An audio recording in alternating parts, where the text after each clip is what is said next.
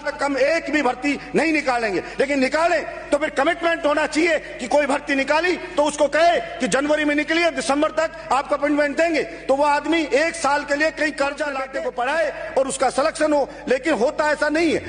अध्यक्ष महोदय, भर्तियां निकाली जाती है सरकारों के द्वारा, चाहे कोई भी सरकार रही हूं, भर्ती निकलती है और भर्ती निकलने के बाद पहली बात तो यह होता है कि निकलेगी भर्ती 18 में, और अभी तक उनका रिजल्ट ही नहीं आया।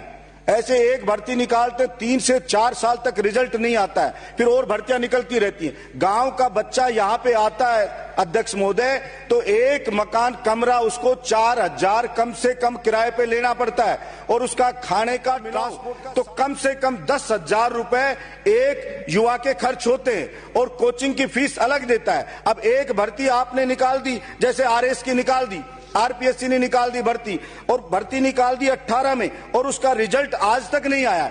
अब वो विद्यार्थी पहले आरएस की तैयारी करके भर्ती निकलती है, फिर दूसरी कोचिंग करता है, फिर उसकी तैयारी में लगा रहता है, फिर तीसरी निकलती है उसमें लगा रहता है, फिर चौथी निकलती है उसमें लगा रहता है। तो हर साल जो आदमी इतनी महंगी महंगी कोचिंग में फीस देता है, 10,000 रुपए महीने, किसान का बेटा किस तरह से पढ़े? और गरीब किसान जो ये चाहता है कि मेरा बेटा पढ़ लिख करके और सक्सेस हो, अपने पैरों पे खड़ा हो, तो वो बेचारा कितने दिन तक किसान गरीब लड़े उस गरीबी से, उस मजबूरी करे। अब उसका एक एग्जाम में सिलेक्शन हो जाएगा, फिर दूसरे का रिजल्ट आएगा, फिर कहे दूसरे में भी सिलेक्शन हो गया, फिर तीसरे का रिजल्ट आएगा, फिर तीसरे में भी सिलेक्शन हो गया। अब उसको नौकरी एक ही करनी है, लेकिन उसका शोषण 4 साल तक